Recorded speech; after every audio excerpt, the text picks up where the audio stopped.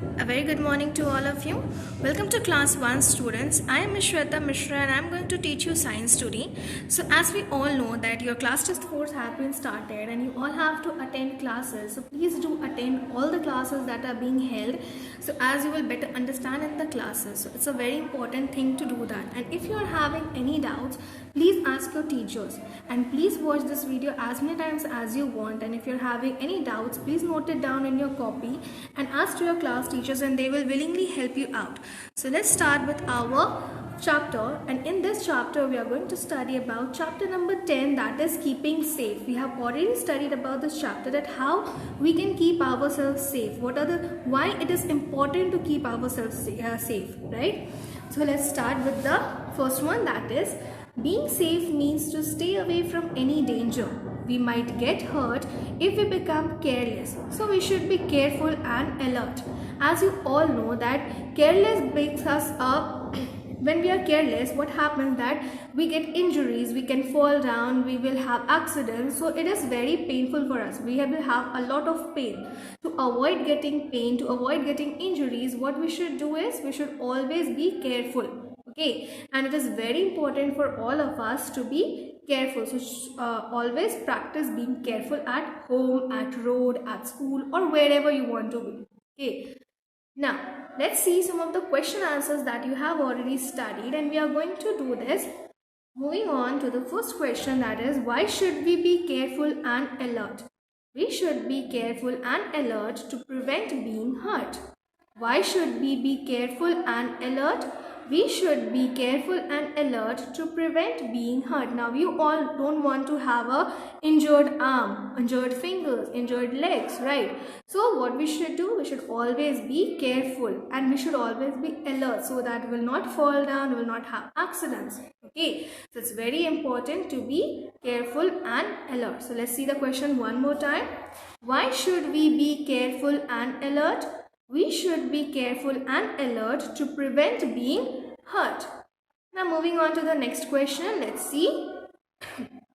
That is, what can happen if we touch an electric switch with wet hands? When we touch an electric switch with wet hands, we get an electric shock. What can happen if we touch an electric switch with wet hands? When we touch an electric switch with wet hands, we get an electric shock. As you all know that these things are very dangerous and we don't know how to handle these things. We don't know how to handle the wires or the plugs.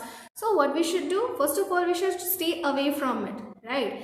But if we have to touch it, make sure that your hands are drier and you don't touch it with wet hands.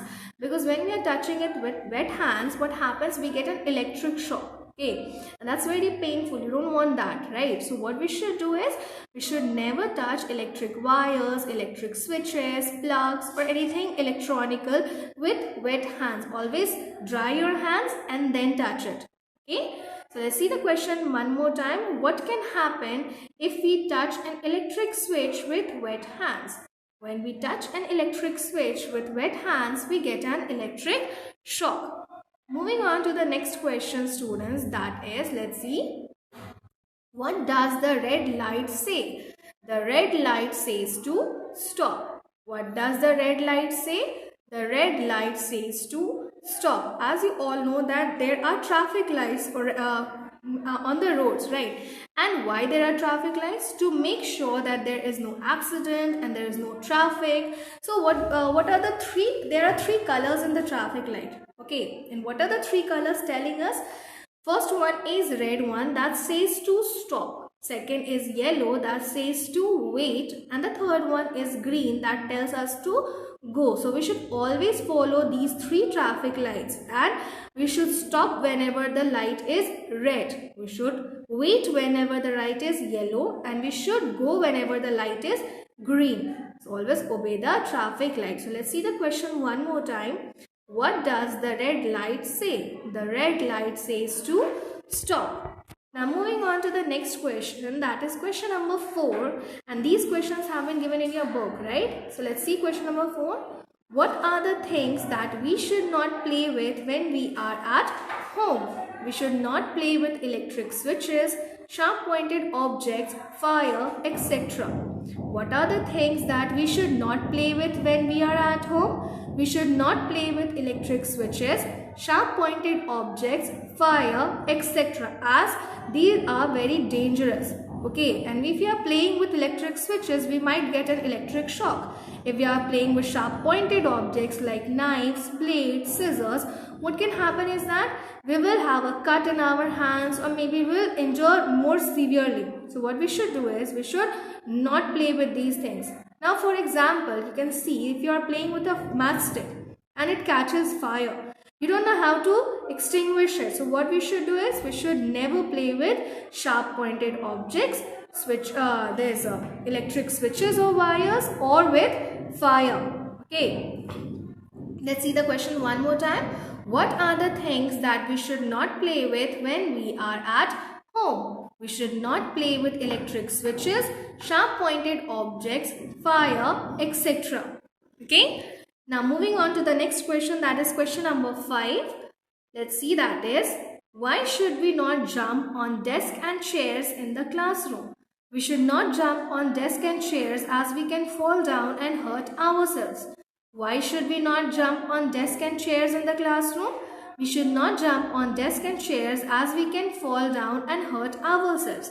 Now we all know that when we are jumping on desks and chairs, what happens that, are you sure that you will land on the middle of the table and you will not fall down? It's not that, right? We can land on the edge of the table, on the corner of the table, and we will slip and then we will fall down and we will have a severe injury. So to prevent being hurt, to prevent getting hurt, so what we should do is we should not jump on desks and benches or even on beds also. So it is very dangerous. Never do that at home. So these question answers you all are going to learn, and you all are now moving on to the next questions. These were given in your book. Now let's see some more questions from inside the chapter. Okay, we are going to answer the following questions which you all are going to learn and then write in your science copy.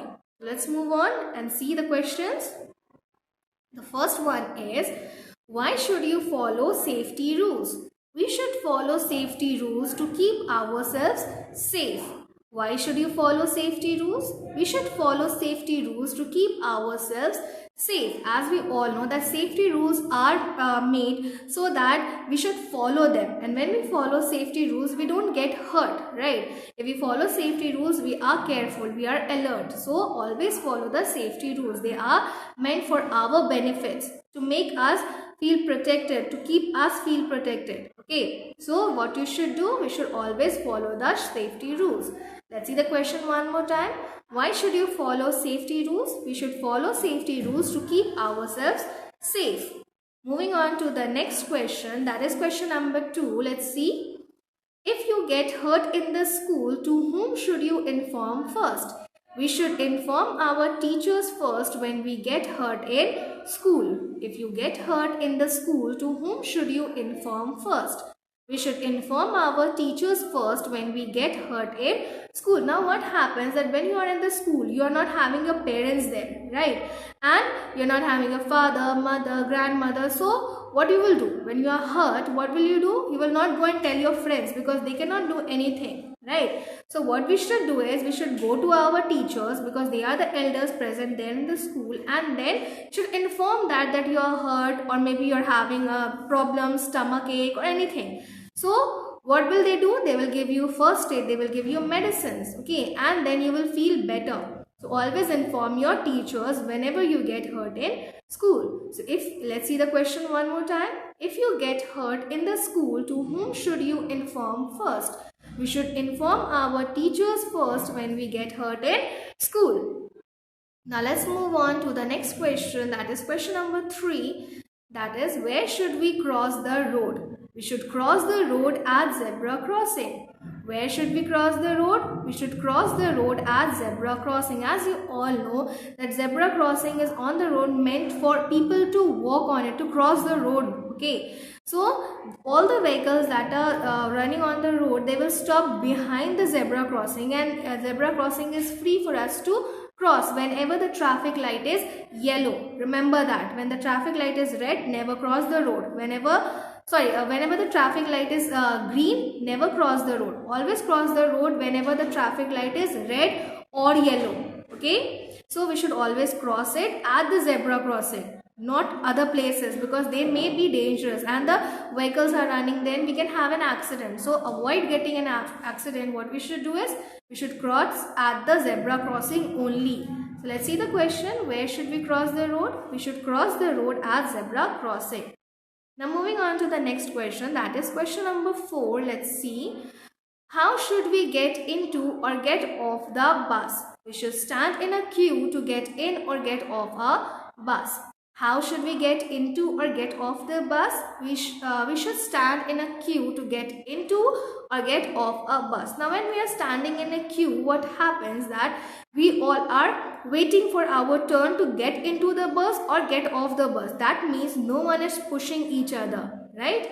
And if we are not pushing each other, no one will fall down and no one will get injuries. So what we should do is we should always stand in a queue to get in or get off a bus. Moving on to the next question, that is question number 5. Let's see. Where should we play in the evening? We should play in the park or a playground in the evening. Where should we play in the evening? We should play in the park or in a playground in the evening. As you all know that park and playground are the safer place to play at. If you are playing on the road, what will happen is that we might get an injury, we might get an accident.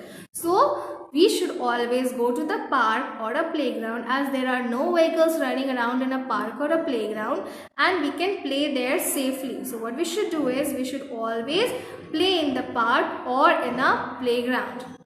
Let's see the question one more time. Where should we play in the evening? We should play in the park or a playground in the evening. Now moving on to the next question. Let's see what it is.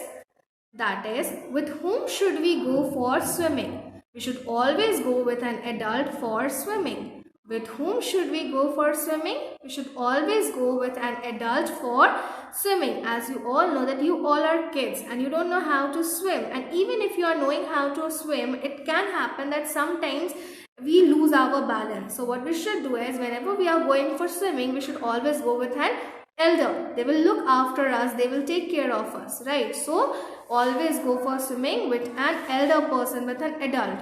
So let's see the question. With whom should we go for swimming? We should always go with an adult for swimming. So this is your 6 question answers that you have to learn and write in your science copy. So I hope everyone has understood this. So thank you everyone and have a nice day. Thank you.